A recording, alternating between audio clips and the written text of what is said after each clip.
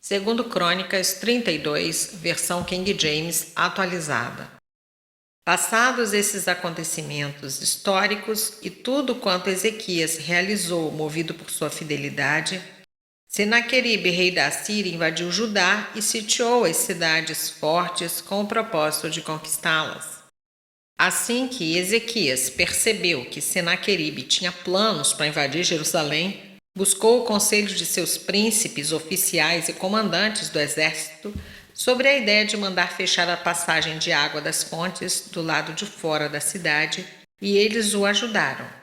Assim foram reunidos muitos homens e fecharam todas as fontes e o riacho que atravessava a região, porquanto argumentavam: por que viriam os reis da Assíria e achariam água à vontade para saciar-lhes a sede? Em seguida, com grande zelo e dedicação, restaurou todos os trechos quebrados do muro e construiu torres de vigia sobre ele. Edificou também outro muro do lado de fora do primeiro e reforçou o aterro da cidade de Davi.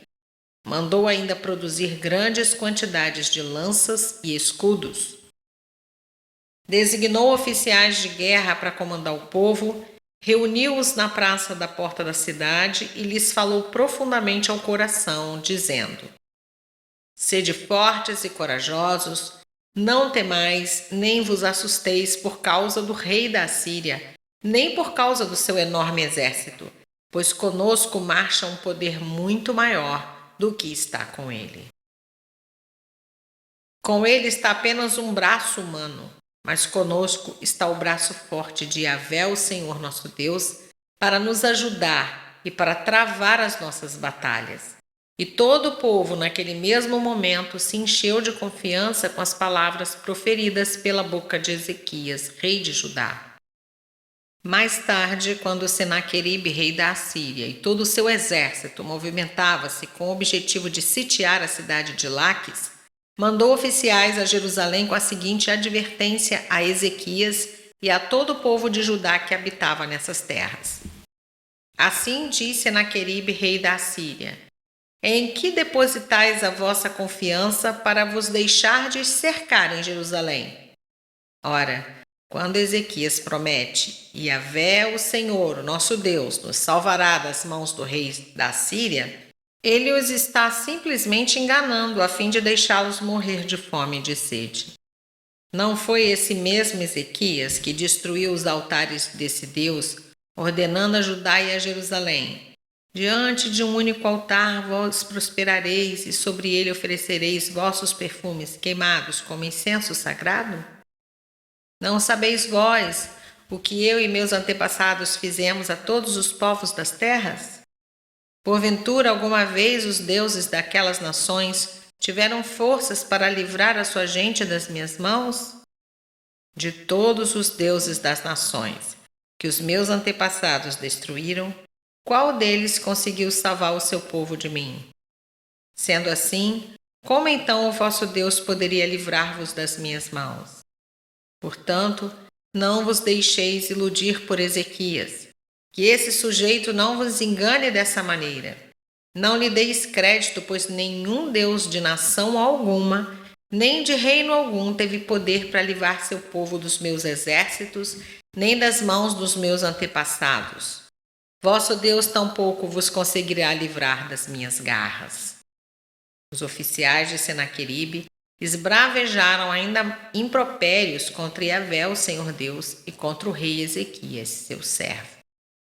Senaqueribe ainda escreveu cartas para blasfemar por escrito de Yahvé, o Senhor Deus de Israel, e para falar contra ele, desafiando: assim como os deuses dos povos das outras nações não puderam livrar o povo deles das minhas mãos, da mesma maneira o Deus de Ezequias não livrará sua gente das minhas garras.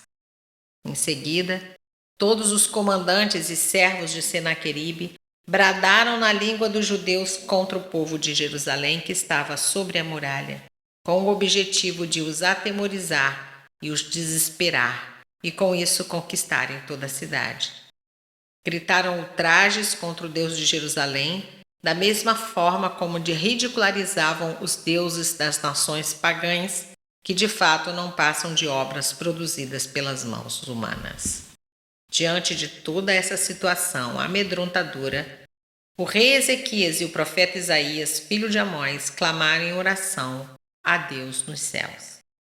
Então Yahvé, o Senhor, enviou um anjo que aniquilou todos os experientes soldados, líderes e oficiais no próprio acampamento do rei assírio, de forma que esse bateu em retirada para suas terras, sob profundo sentimento de derrota e vergonha. E certo dia, ao caminhar pela nave do templo do seu Deus, alguns dos seus próprios filhos investiram contra ele e o assassinaram ao fio da espada. Assim, o Senhor salvou o rei Ezequias e toda a população de Jerusalém das garras sanguinárias de Senaqueribe, rei da Síria, e das mãos de todos os outros, e lhes concedeu plena paz e descanso em todas as fronteiras. Então, o povo se mobilizou e muitos trouxeram a Jerusalém ofertas para o Senhor e presentes valiosos para homenagear Ezequias, rei de Judá. Assim, desde aqueles acontecimentos em diante, o rei Ezequias passou a ser muito respeitado por todas as nações. Naquela época, Ezequias ficou muito enfermo, à beira da morte. Ele suplicou ao Senhor, que lhe respondeu, concedendo-lhe um sinal miraculoso. Todavia, Ezequias deixou-se dominar pelo orgulho e não correspondeu à misericórdia com que foi agraciado. Por esse motivo, a ira do Senhor se acendeu e veio como juízo sobre ele, e igualmente sobre todo Judá e Jerusalém. Diante disso, Ezequias se humilhou, reconhecendo sua atitude arrogante, assim como todo o povo de Jerusalém. Por isso a ira do Senhor se aplacou e não veio sobre eles durante o reinado de Ezequias. Teve Ezequias muitas riquezas e glória em abundância. Mandou construir vários depósitos onde guardou seus tesouros, ouro, prata, pedras preciosas, especiarias, escudos e todo tipo de objetos de grande valor. Também proveu-se de armazéns para a colheita do cereal, do vinho e do azeite, e de estrebarias para toda espécie de animais e redis para os rebanhos. Edificou diversas cidades, comprou muitos rebanhos, porquanto Deus lhe concedia muitas riquezas. Foi o rei Ezequias que bloqueou o manancial superior da fonte de Giom e mandou canalizar a água para a parte oeste da cidade de Davi. Ezequias prosperou em toda a obra que se dispôs a realizar. Contudo, quando os embaixadores dos príncipes da Babilônia lhe foram enviados para se informarem do prodígio que se dera naquela nação, Deus o desamparou a fim de prová-lo e deixar transparecer tudo o que havia no mais profundo do seu coração. Todas as realizações do rei Ezequias, inclusive seus atos de zelo e dedicação a Deus, estão escritos na visão do profeta Isaías, filho de Amós, e na história dos reis de Judá e de Israel. Ezequias repousou com seus antepassados e foi sepultado na colina onde estão os túmulos dos grandes reis descendentes de Davi. Todo Judá e o povo de Jerusalém prestaram-lhe as mais expressivas homenagens fúnebres, e seu filho Manassés passou a assentar-se no seu trono e reinou em seu lugar.